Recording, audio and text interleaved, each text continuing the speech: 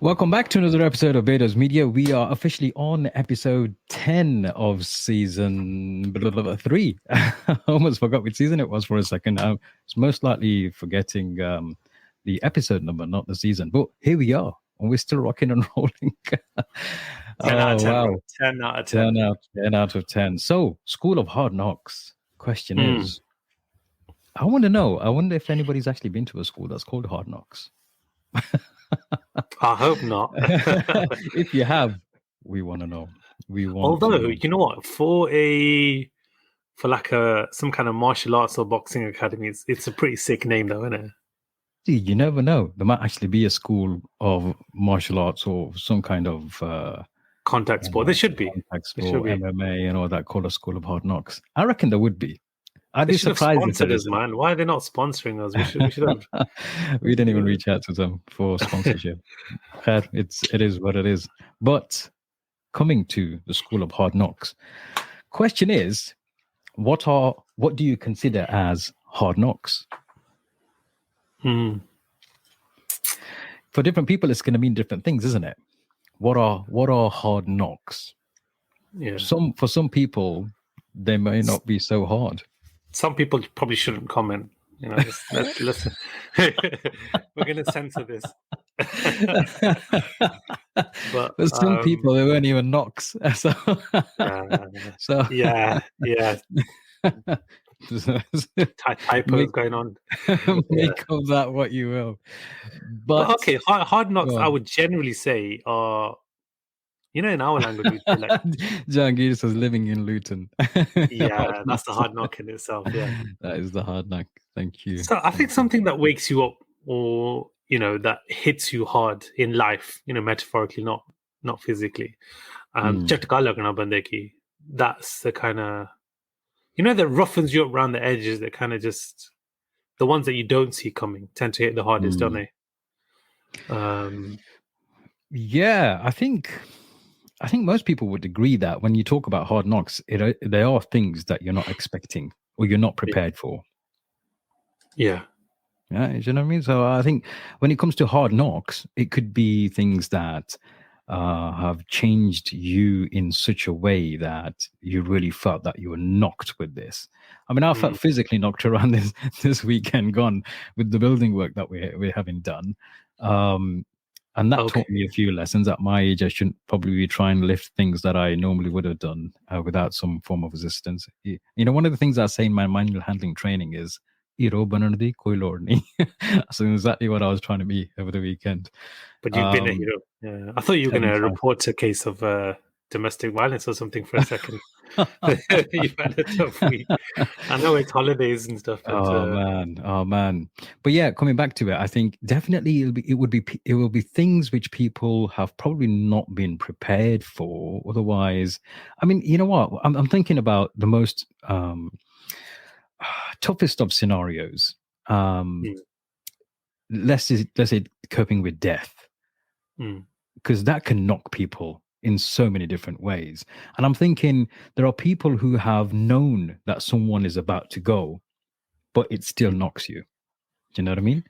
So yeah, we've had a lot of those instances. Yeah, go on. And maybe 10 times more when it's unexpected. When you don't see it coming. But I think with the School of Hard Knocks, or with the way that the phrase goes and the way it's probably most often used is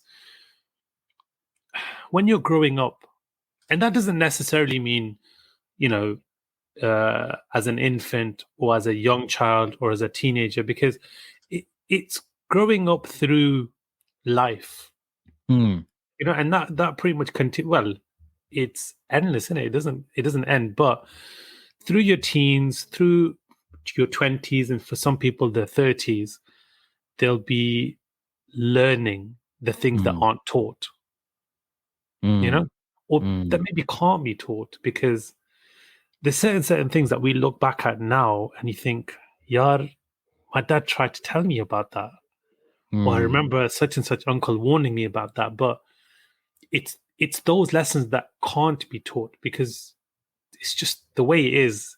You just have to go out and make those mistakes for yourself and learn for yourself, isn't it? And I think everybody's going to have certain examples that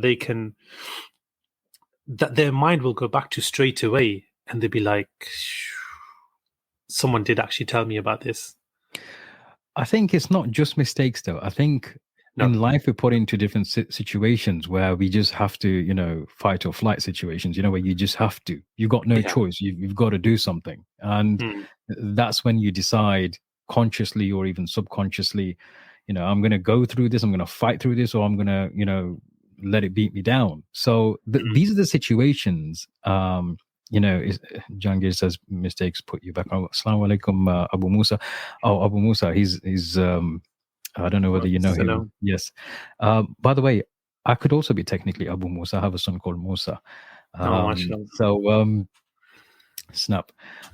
We go through different circumstances and situations in life where we are put into situations where you have to make that choice for yourself. It could be because of the areas you live in and the challenges surrounding you within those areas, geographically, environment, those kind of things.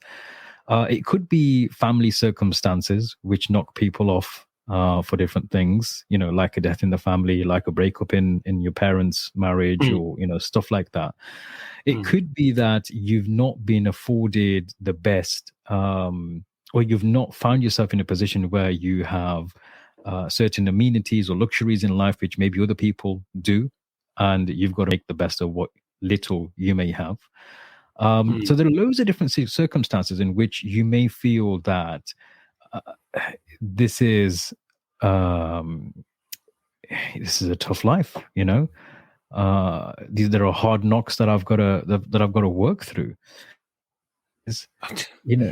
I'm just waiting for you to say it wrong, just once. I'm going to be very conscious about this. You're tempting. I'm going to be very conscious about this. As you described it, and you described local, amenities and neighborhoods and everything else. Did you picture the Fresh Prince of Bel-Air in your mind at any time? Yeah. It's one of those things. It's the era we come from, isn't it? One thing I always question is, do you think a lot of people play on that? Like it's kind of exaggerated in a sense. I think some people do. I mean, look, I have seen good examples and bad examples of people coming from the same areas. Yeah. So some people who have made the most of what little they had to progress in life, whereas within the same community, you'll have some people who used the negative surrounding them as an excuse not to try. Do you get it? So there are good and bad examples. Now, obviously, some of this is going to come down to attitude. Some of this is going to come down to aptitude, which will then determine your altitude, Zig Ziglar. But I have to get that in. Jeez. It's worth listening to. But it all depends on the person's own mindset. I have seen people from certain areas who you could make an argument that they are probably the most rundown areas of certain towns or cities, and they've produced very successful. When I say successful, I've got to use that term very carefully because different things different people would describe success in different ways. But if we think from a commercial, academic perspective and career, we're thinking, let's just, as hypothetical, if you think that is successful, then yes, they've reached like, directorship, CEO level of very high posts within corporate organizations. And in the same area, you've had people who of the same age group have completely wasted their lives. So it depends on what your motive. I guess the question then is what your motivation is. What determines whether you are going to fight, or flight? Which way you're going to go? What will determine that? See, I've always wondered. If you're brought up in a, I don't know if we can call it like a deprived area or a deprived neighborhood. Naturally, you'd assume that there'd be a little bit more fight in you, but that sort of drive, that passion, that kind of desire to be better, live better, and achieve more would be on an increase. So when people talk about, it's a rough neighborhood, everyone's out here selling drugs and committing crime, and you're just like, I'm struggling to put two and two together. I know it happens. But then, that could be said about even the nicer areas. But what is it? Like, what's the reason that there's maybe more crime or more drugs or more, illicit, illegal sort of activity in the rundown areas? Or is that us ourselves that are growing up on that street and just thinking we've got no other option? Or is it people from out coming in because that's just the dark rundown area and you feel that you can get away with more there? Or it's cheaper to live there. Yeah, maybe because it's of cheaper those. to live there. It's a vicious circle, isn't it? It's a vicious circle. It is a vicious circle, but if you're in a deprived area, let's say you've grown up with less, surely you're gonna want to achieve more, isn't it? You've got more of a, and this was actually now I've just had a flashback in GCSE Urdu. This was the question that my Urdu teacher asked me. Who's more motivated? Somebody from a poorer household or somebody from a well-off household? Now, obviously, I can't. Life of me, I can't remember. I know I got a half decent grade for it, but even then, I remember as a 15-year-old, my explanation was that, look, somebody who's been through the struggle or somebody that's been, not had all the nice things in life, are going to have, are going to try harder to achieve these things. Whereas someone who's got a very easy and comfortable life may struggle to find their motivation to do well or revise hard. I'm not sure I would agree with that. And I'll tell you why. Those people who have a lot, I mean, you can get them in two batches as well. You'll have some who, because they've got everything, they're comfortable. They might not want to try so hard. But on the other hand, you may have some who have this status complex, and they've got to outperform their neighbors, their relatives, their business associates, and all those other people. And they have to further themselves for those reasons. So you have some people who have this very competitive streak in them, who have to outperform everybody else. And you get that within both regions. I mean, both areas. You get that within the more affluent community, as well as the not so affluent community.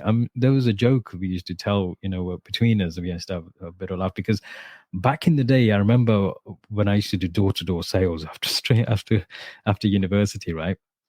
We used to visit some of the most rough council estates of Britain. When I say Britain, I mean Britain, Chester and Moss Side, and I've knocked doors there cold calling. And we used to have this joke about how you'd go into some of the rough areas and you'll find some of the biggest TVs and the latest tech in those houses. Are we talking Liverpool now? Yeah. It doesn't matter where you take it. But surprisingly, those people who are living off benefits, supposedly, still have this streak about, well, this is a competitive nature, isn't it? You've got to have the bigger TV from within your community or your neighbors or, your relatives. Jake says Bradford. Philippa says, what about intrinsic and extrinsic motivation? Yeah, and these are different motivations for different people. This is exactly what I was saying. It depends on what is motivating someone to achieve what. Just this morning, I was expecting a delivery of concrete blocks, yeah? And I stood outside with one of the builders, and there's somebody else who walked past, and the builder who's working for me, was asking him, what's all this? What's going on? He was tapping on his belly saying that you've put weight on. And he goes, I don't need to work. I've got enough money. I only need to work 2 or 3 days a week, and that's enough for me. Now, obviously, we can only judge by the apparent. And the builder was looking at me like, giving me like a wink thing, kind of thing, like, what's he on about, right?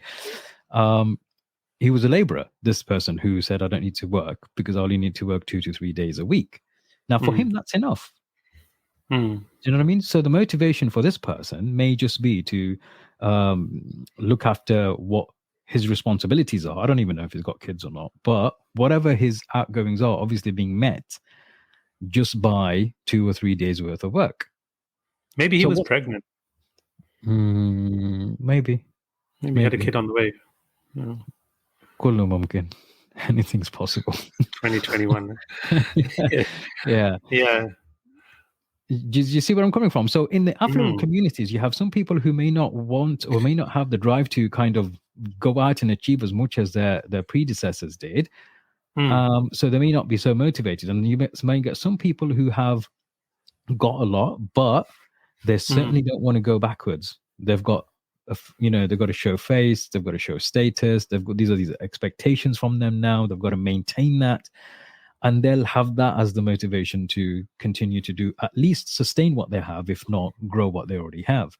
But then you've got the not so affluent communities, which are, I guess, in different grades. And then you'll get some people who are really motivated in some of them and some people who aren't. It's you know what? It's hard to say. Do you think this goes for the young growing up as well? So again, the young from which communities? So, okay, let's take one from each. Yeah, let's take me from the council estate, and you from council you estate. Can be from you can be from Bel Air. Yeah, let's say you're from Bel Air. Yeah. You're fresh enough for it. Give you that. But who's gonna, is there a right or wrong? It could vary, but who's gonna want better things in life, or forget about want better things? Yeah, let's even simplify it more. Who's gonna learn more coming up in life? Well, it's a good question, and it all depends on what you're learning. To learn something, you have to have an open enough mind to learn. I tell you what the most difficult thing is, especially in contemporary times, which I have found, is not to learn, but to unlearn. To unlearn what you already know, to give yourself the capacity to learn something new, is more difficult than learning per se. We live sometimes a conveyor belt type of life where we are taught certain things in school. We think we're being educated. We're taught certain things in mosques. We're being educated. We're taught things at home. We're being educated.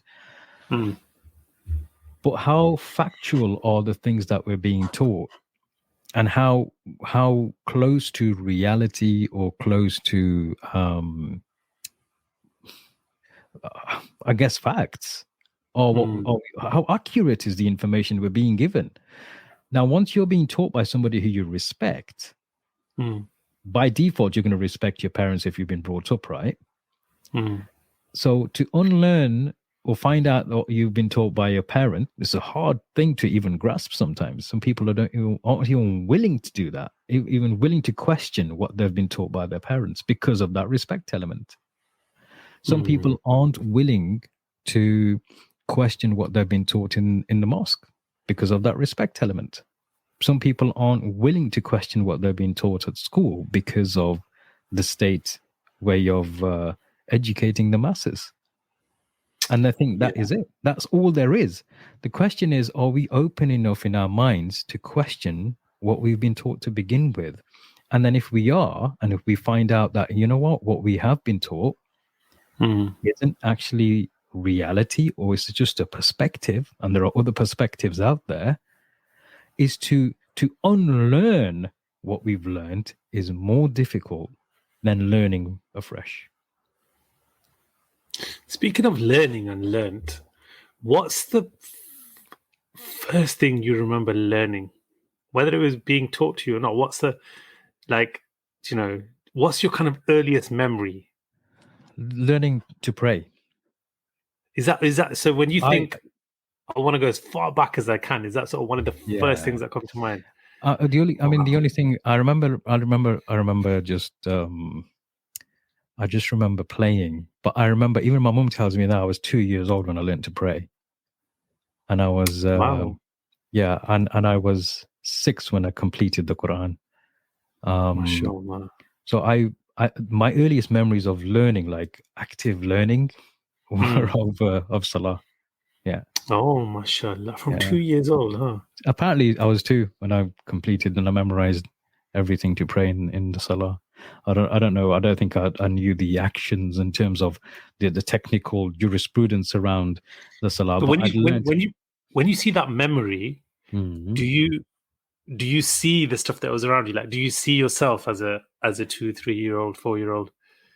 Yeah. There's a term called, I think it's Sonder, Sonder. I'm just writing it on a paper to see if it looks right. It might be that word. It's a relatively new word in linguistics. And basically, it's something, it's viewing yourself as a character and everybody else around you as secondary characters. You're the prime character in a story. So it's viewing yourself as a character. Now, you questioned me and you asked me that question. It reminded me, and yes, you're right. I can visualize myself learning to pray, and I can visualize myself singing nasheeds and reading naats and stuff. Because at that age, that's the other thing I was taught, and I was, put on stage to perform as well in mosques and stuff. Wow.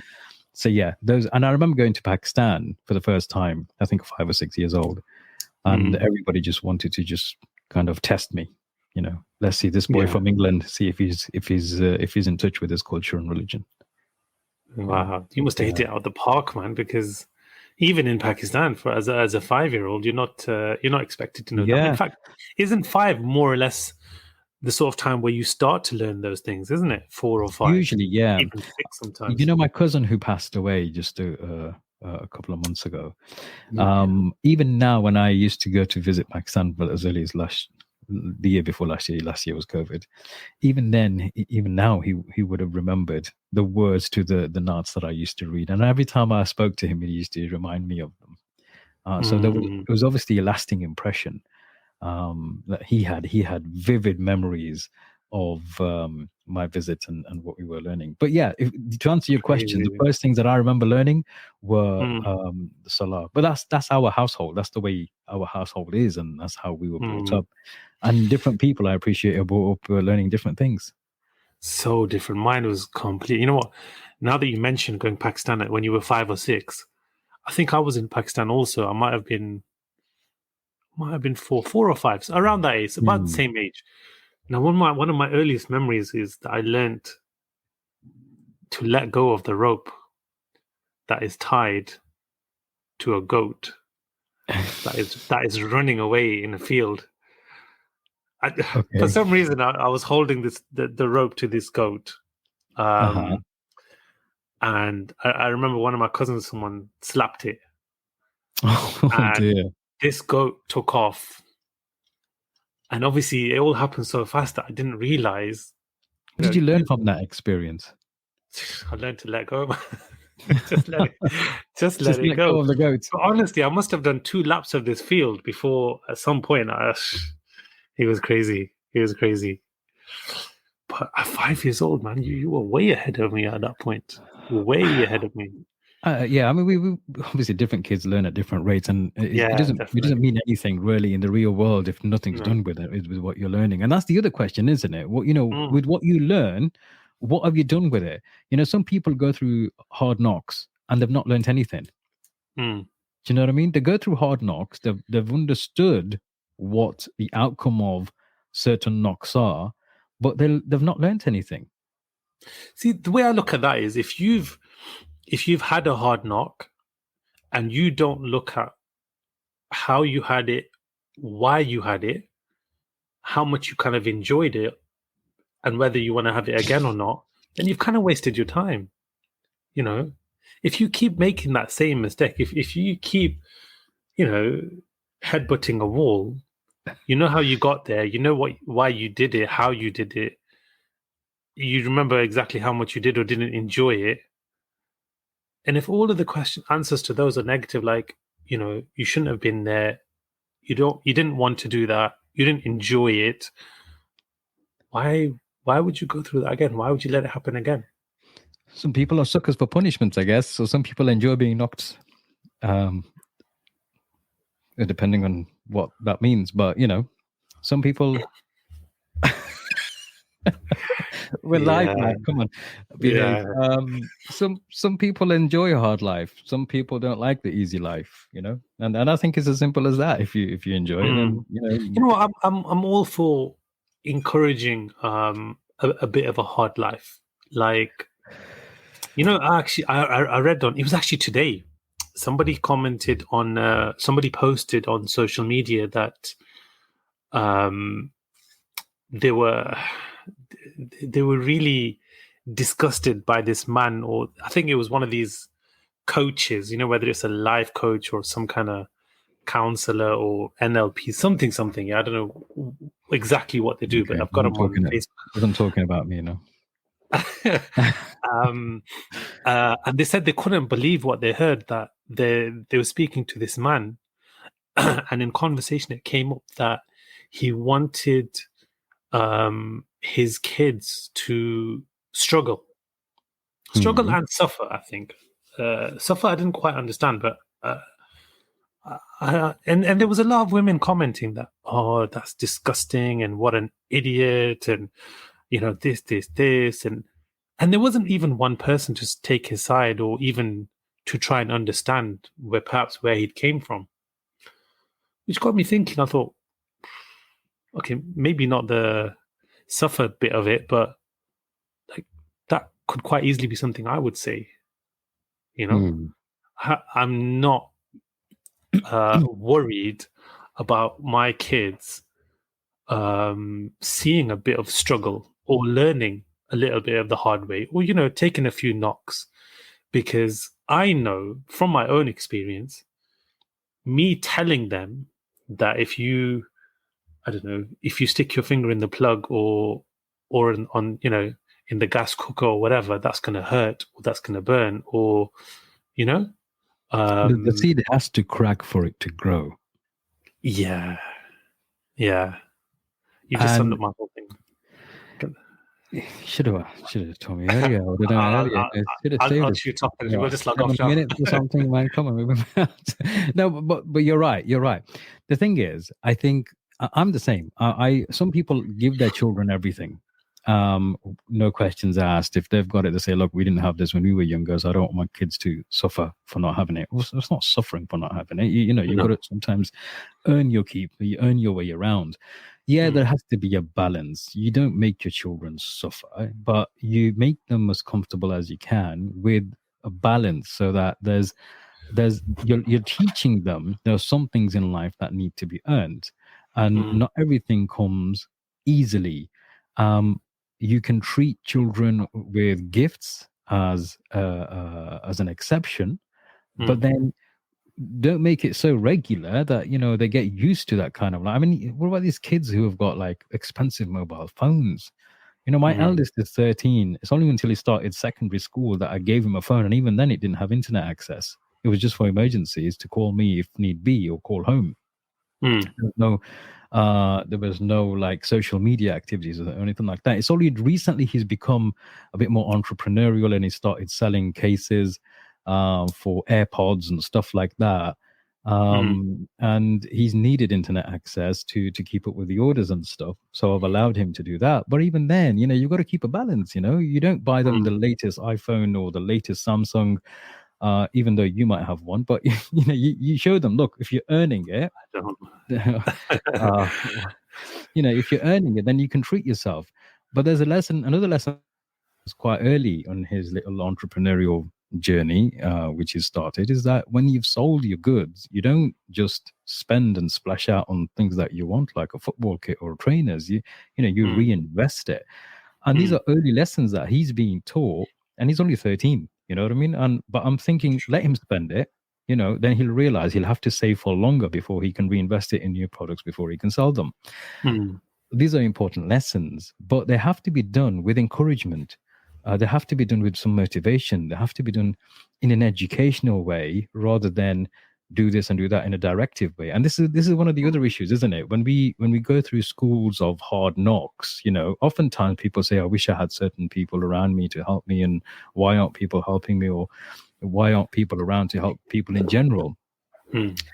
I didn't have my dad. I lost my dad when I was 14. I didn't have many people around me who I could consider, okay, I can approach this person and they will be like that. They will, bridge that gap. Nobody bridged that gap for me. Mm. I get asked to do talks in schools for, hard to reach communities or kids who have been expelled at school or have had, been getting up to all sorts and some of these rough schools, some good schools and some rough schools to motivate them. And one of the things that I've been asked to do repeatedly is to share my journey because of the area that I come from Mm. and the things that I do in work, because they can relate to that. Some of these kids who are in those kinds of areas, they can relate to that, Mm. Majid from X school or this street ended up doing X, Y, and Z or ABC, they can relate to that. If you can't relate to that, you can't be relatable with kids either. You're not going to be able to motivate them very much. This is the other Mm. thing, because oftentimes you'll find, it's something like you mentioned earlier. What is it that actually motivates people? Different things motivate different people. Some people Mm. like to just tell others what to do. There's a Punjabi saying in it, Lord, da raah sare das din kiraya koi nahi dinda. So everybody wants to reach a certain way, but they're not willing to invest or show you the Mm. way themselves. And this is the problem. And Mm. we don't have those role models within every community, because I've seen some really affluent communities, but they're so detached from the deen. It's unbelievable. And Mm. then and you see more people, and this is only I'm only talking about my own personal experience. There are some people who are in the not so affluent communities who are very much in touch with the deen, and their contentment is on another level. They're more content than the others. I mean, I could be wrong. I'm not denying that, but I'm just going by my own personal experiences, and I've been Yeah, I involved think a in. lot of the time they've sort of put almost a price tag on some of these things on their, I'm not going to say their iman because I don't know, but you know their time. Yeah, Hmm. so their Yeah, time spent maybe with family in the masjid, in the community, or whatever. Um, it'll have come with a price tag. Now, those that are living, you know, more sort of mine and your type lives, average lives, or maybe sort of, almost sort of council estate lives, it's not because it's not always because they couldn't achieve. Because if that mm, was the case, they wouldn't be mm, half as happy and content as they are. mm, Because you yeah, walk past those people and they've got all the time in the world for you, mm, and they're smiling and they're happy to see you and yeah. everything. They've just not been willing to pay that price, you That's the know? bottom line, isn't it? To pay that And price, because it is a price that's to pay. now, if you go into that affluent community, I genuinely feel from my own experiences that they can't quite see it like that. They Mm, won't they won't be able to be shown all the things that they are neglecting, or all the things that they're sort of making themselves and then probably their children deprived from, being at one with your community, giving back, spending more time in the masjid and the local community events and with family and, going out which fishing is for a a very, weekend. very important point, because I think one of the most important things that we miss in every community is Mm. community. Unity. Yeah, unity within that community, and Mm. and it's that community feeling which actually helps protect people from all sorts of issues, whether it's mental health issues, whether it's abuse of any kind. If you've got a proper community which Mm. is there for you, irrespective of which Handan you're from and where in which country you're from, and which imam you follow and all that kind of thing, yeah, or what Mm. color of your skin is, then it's only then we get that kind of unity. Asad has actually mentioned put a very good comment. He says, can people work towards something that they do not know exists? If poor kids have never experienced respect or decent living standards, they don't know it is something that they can achieve. No, I don't think there's very many people at all, particularly in poorer or deprived communities, that grow up unaware of these things, respect or decent living, because they'll definitely see it. They'll see it more than those in affluent communities. Look, things like respect, and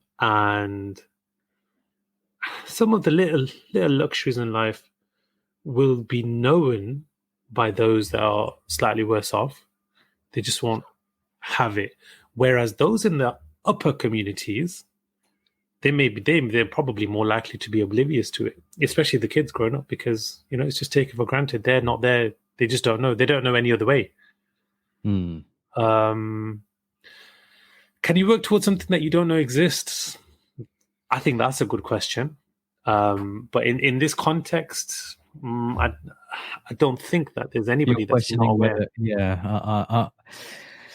It depends on who you are and what kind of household you're in. Some people are very, very sheltered in what they're being exposed to about the outside world in case they find out the truth. Unless in case they try to explore things. Thank you, Salafa. Tazim says it can also have a knock-on effect depending on the mentality of the community too. Yeah, obviously. Now this is the thing, isn't it? When you've got close-knit communities, sometimes they're not always conducive to positive outcomes or safe. Like a safe feeling around some people, because they can cause more harm than good at times, isn't it? It's interesting though, because you have people who proclaim or claim to follow a certain ideology, and usually some of those are the ones that are the ones who are holding you back, and because they become so judgmental. Sad. I think this is where teachers play their part, and when I say teachers, I'm not just talking about your form tutor or your school teacher or your maths or science teacher, but your parents, uncles and aunties, your neighbors, the local shopkeeper. These are all teachers, because we're learning from everyone. And we probably learn more from the local shopkeeper or the local grocer or the people that we see outside of school than we do in, because inside school it's a very specific, focused, channeled learning, isn't it? Whereas what you learn from it's academic, isn't it? In school, it's academic, but it's almost robotic, because it's like saying, here, this.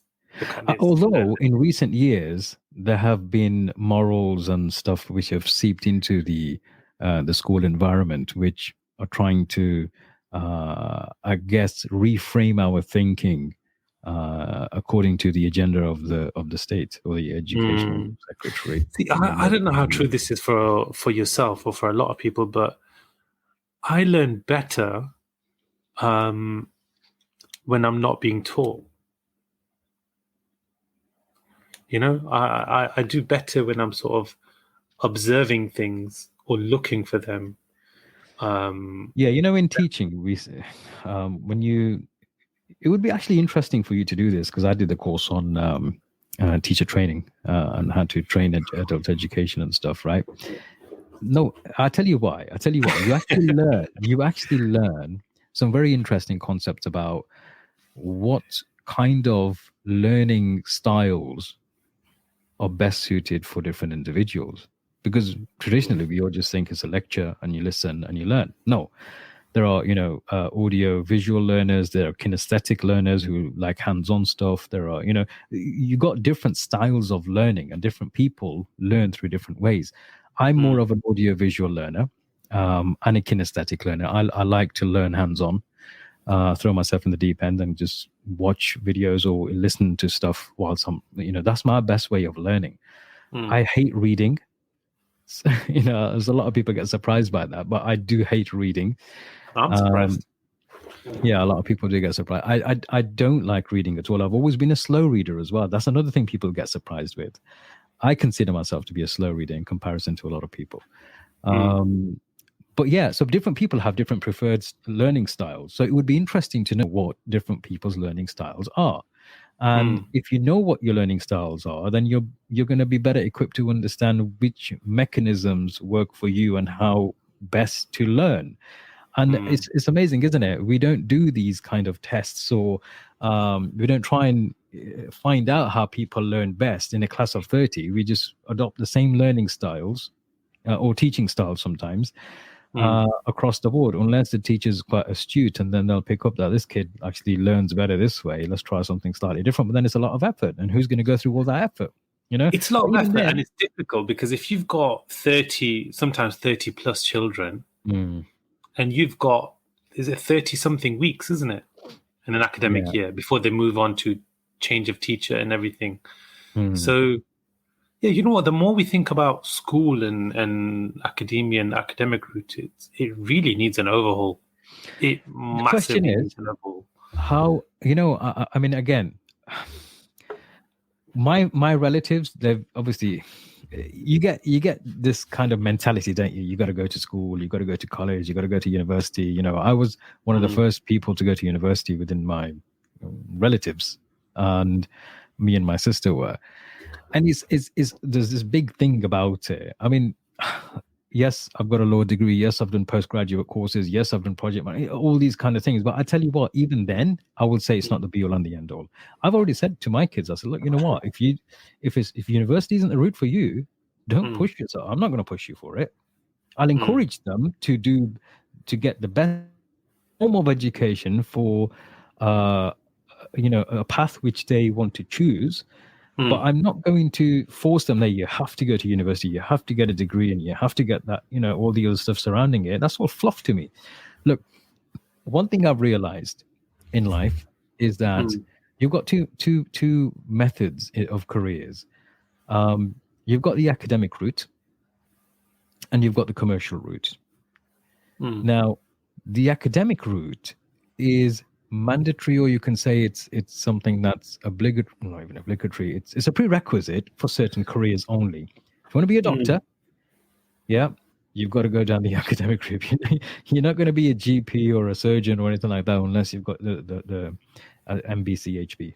Similarly, unless you're in Pakistan or India or MBBH or whatever it's called. Yeah, then you could be a pilot without going to school. Yeah, exactly. Yeah, just join the PIA and give them backhanders. So unless you're going to be a doctor, you're a dentist, or you're going to be a teacher or a lawyer, you know, you don't have to have a degree. You don't even have to have a degree to become an accountant. You can do the ACA and the ACCAs. You can do all. These are the courses that you actually need. In fact, you go and get a degree in accounts, then you don't actually become a chartered accountant automatically, which a lot of people think you do. Similarly, there are certain careers you don't actually need a degree for. I mean, you're a classic example in my eyes of somebody who decided not to go down that route. I know you started it and then you changed your mind. And mashallah, you've done really well in business. But you're very well articulate as well. In fact, your grammar is a lot better than some of the highly educated people I've seen on Facebook. And I'm not even joking. I know we have this joke about you being the grammar police, but it's because you're able to, because you understand the grammar and syntax and all that kind of thing. And so when you cock up, I enjoy taking the biscuit and correcting you on stuff, because you're so hardcore about it. Because the thing what I'm saying is, when we're talking about School of Hard Knocks, you know, you can be, you know, knocking around at university, or you can be knocking around in the outside world. Ultimately, what degrees were at one stage, they're not anymore. You know, you can do degrees in all sorts of weird, funny subjects now. Man, I've lost that respect for degrees. Like I said, degrees are a journey, as a stepping stone towards achieving a particular career path, for which a degree is a prerequisite, and that's it. Nothing more, nothing less. Yes, it's a great achievement. I'm not saying anybody who has a degree wasted the time, although some people will have. I did a law degree. I'm not a practicing solicitor or a barrister, but I still use my law degree for the career that I'm in, or the profession that I'm in. It's in compliance. But I wouldn't say people wasted their time doing a degree, because there's certain things you learn, but they could have been better spent doing other stuff. Yeah. And that's another question that I have is, okay, look, if you're gonna be a doctor, you're gonna be a pharmacist, if you're gonna be whatever, TK, that's your route. You have no other choice. But for most of us, we're not going to be a doctor or a GP or a surgeon or a pharmacist or a lawyer, solicitor.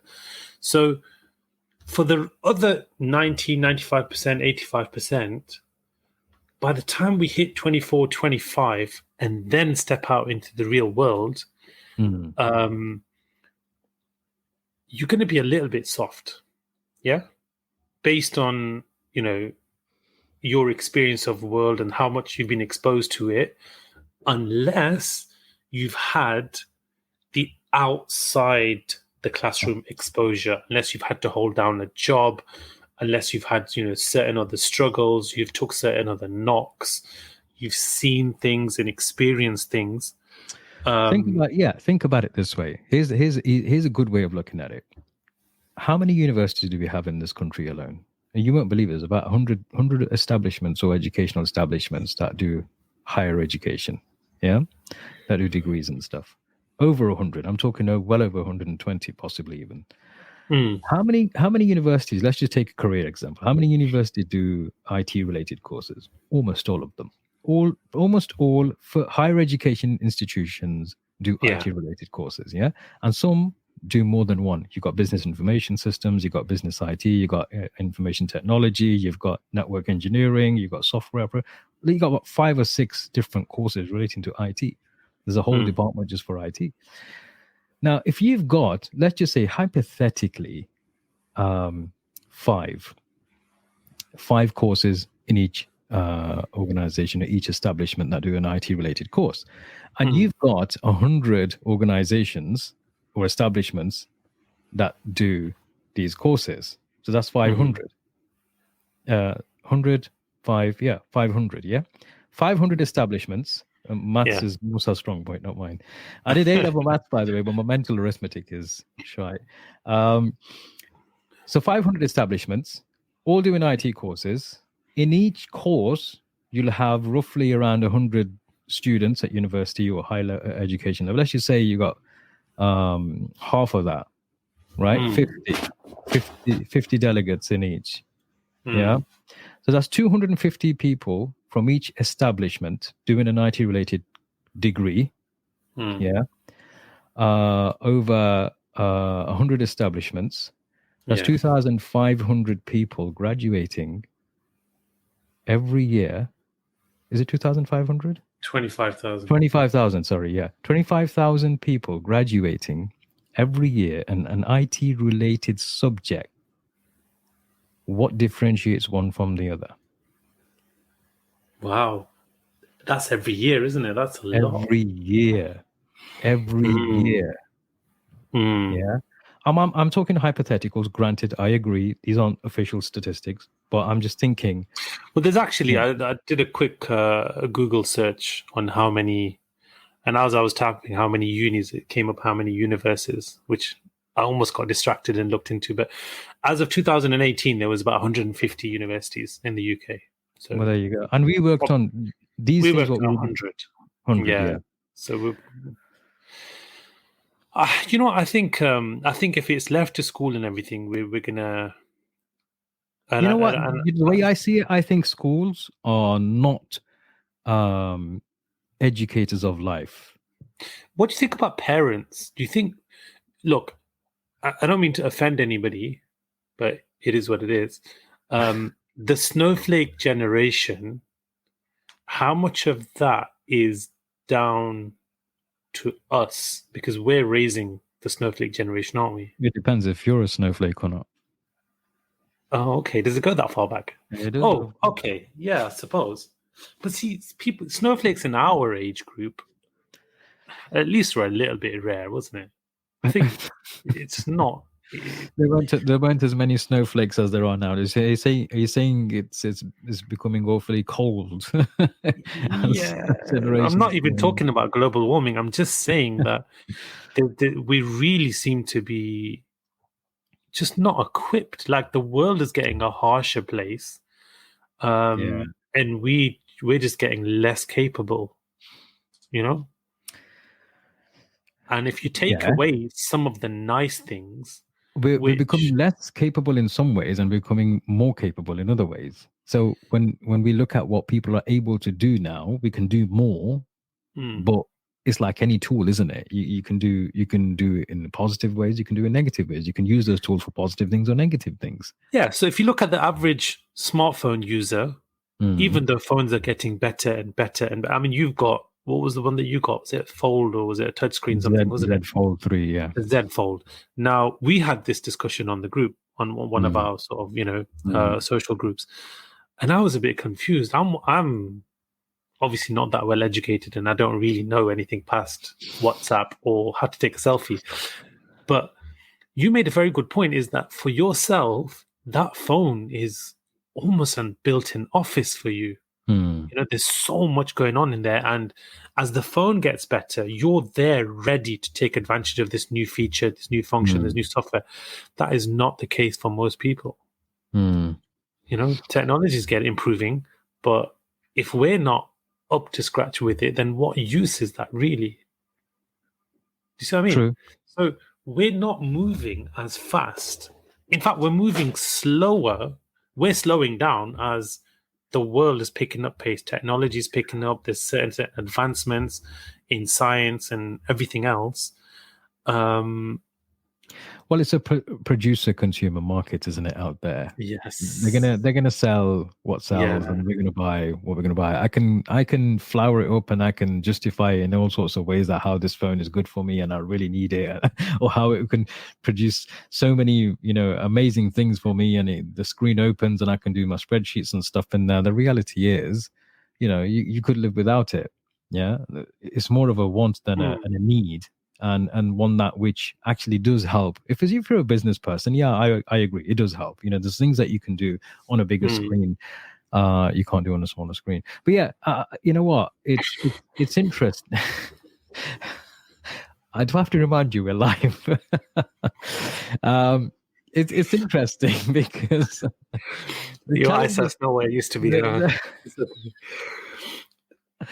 The challenges of learning new things, or which are alien things, are I think it depends again on so many different complex things, and I'm sure the teachers will agree. There's so many complex things to consider when we're discussing this thing. In a nutshell, though, from a very, very basic understanding or a very basic viewpoint, a lens from which we're just observing life and people around us, because that's what we do here on Bearders Media. We have a casual conversation about some topics which people don't want to talk about, and some topics which people do think, but that they never actually bring into conversation, but in a light-hearted way. I think those people who have gone through hard knocks and have learned something from it, they will have carried those learnings into their life with so many different ways. Do I remember? I think I said this to you, didn't I? When my brother died earlier this year, it's really, really weird how I actually even thought about this. But in the days that he died, because I was obviously very heavily involved in organizing everything, getting him released from the hospital and the bathing and the shrouding and the everything else, I actually switched off emotionally and had to do things somewhat mechanically. And for me, I think I likened this to being in one of my previous careers, where when you're trained to go out there and sell, and you're told to F off, cold calling, you have to walk up to the next door smiling as if nothing had happened, and you have to switch that emotional button off. And I've realized throughout my life, since those sales days, I've navigated through life and through very, very tough situations, which only in hindsight, you know what, that wasn't normal. And I've had to navigate through those situations because I've switched that emotional button off. And I've done that with people. See, now that's a perfect example, yeah? Now that's something that life taught you.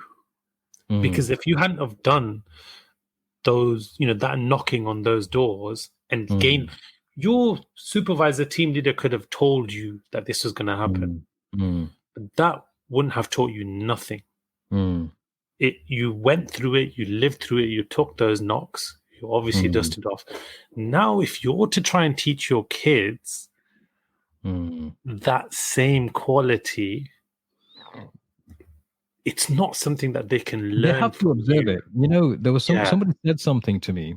A relative said something to me without fully understanding the situation. They didn't realize what was going on, and I don't hold it against them. They said something to me in front of one of my sons, and I just shook my head and walked out of the room. I didn't engage, because it was emotions were high, and there was this particular situation. Emotions were high, and my son was there, and I was quite conscious of the fact that he was also there. Actually, it was a semi-conscious thing. But when I walked away, I didn't realize how much it impacted him until he came to me, crying. He came to me crying because somebody had said something to me, and that upset him. I said, "Well, why are you crying?" And I said, "Well, how dare they say that to you? And look who they are, look what they're doing, and look what you've done for them, and everything else." I go, this is called emotional intelligence, right? So I laughed it off with him, and I tried to help him understand that in life you will get through situations, or you'll come across situations where people say something to you. Maybe they don't mean it at the time because emotions are high, but if you engage, you're only going to make matters worse. Now, I've walked away. Has that helped the situation, or has it made it worse? And I was actually emotionally quite, charged up even then. And I was trying to educate him at the same time, saying, "Oh, am I worse? Or is the situation better?"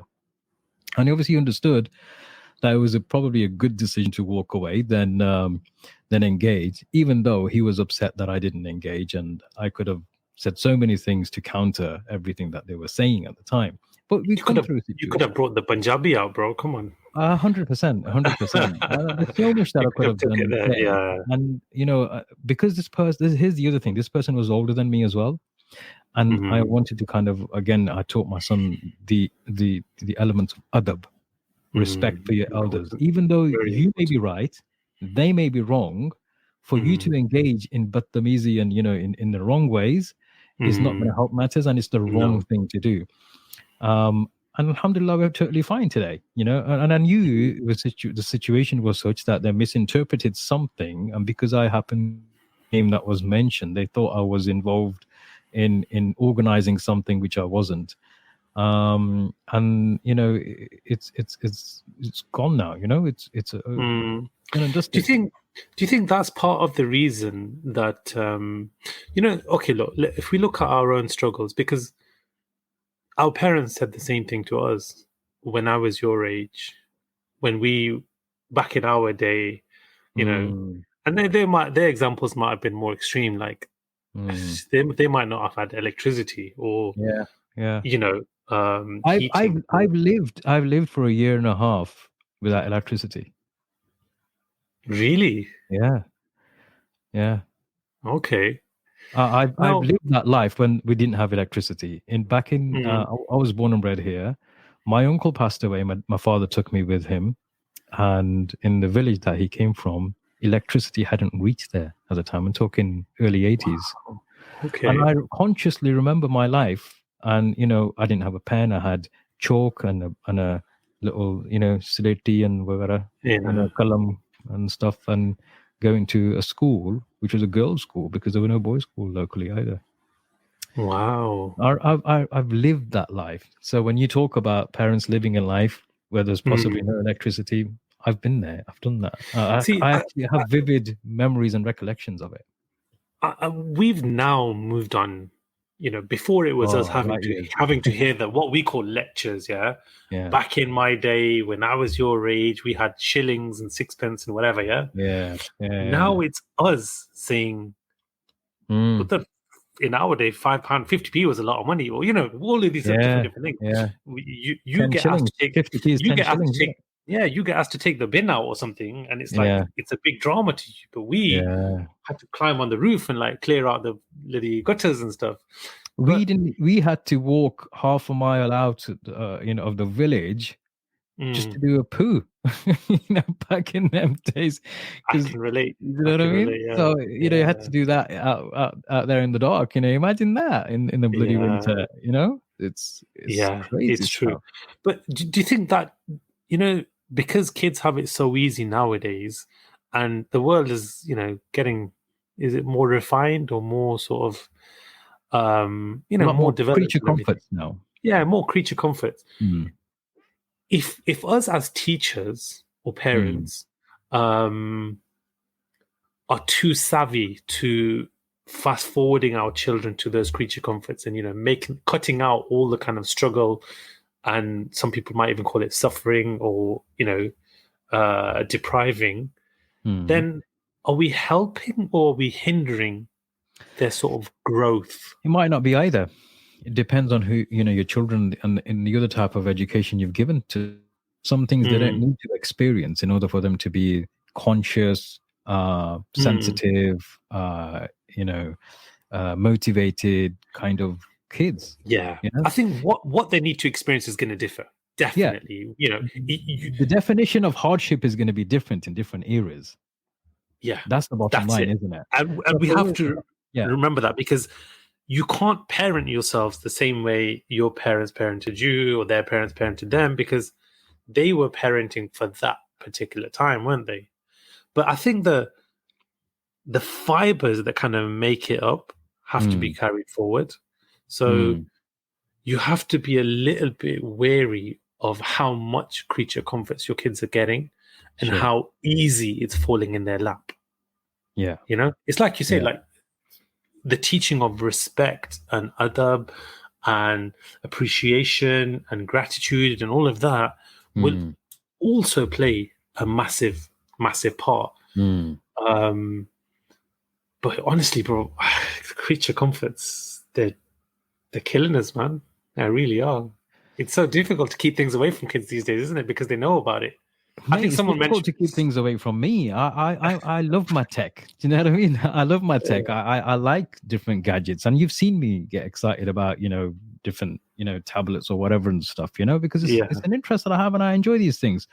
Mm, Okay, yeah, I appreciate him probably more than somebody who hasn't had to travel half a mile outside the village and do poo outside into the fields, or somebody who lived a life without electricity. Maybe I do appreciate them, but you get used to these kind of things and you get accustomed to these kind of things.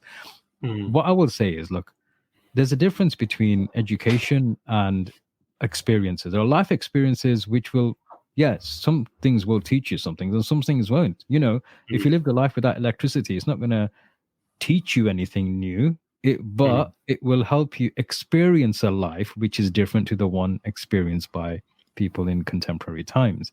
It might mm, help you appreciate some things, but it won't necessarily teach you or educate you in something. Do you know what I mean? mm, It might help you appreciate a lifestyle which you probably didn't have before.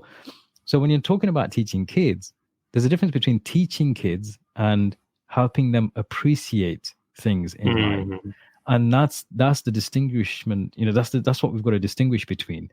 Are we mm, educating kids, or are we teaching them how to live a more fulfilling life, which is closer to their true identity, if they've identified themselves or they're on a journey to identifying themselves?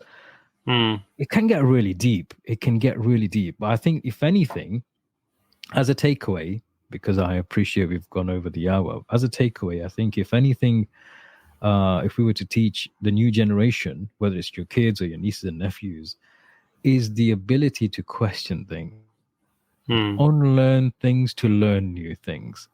And once you teach them that, you help them start their journey into self-identification.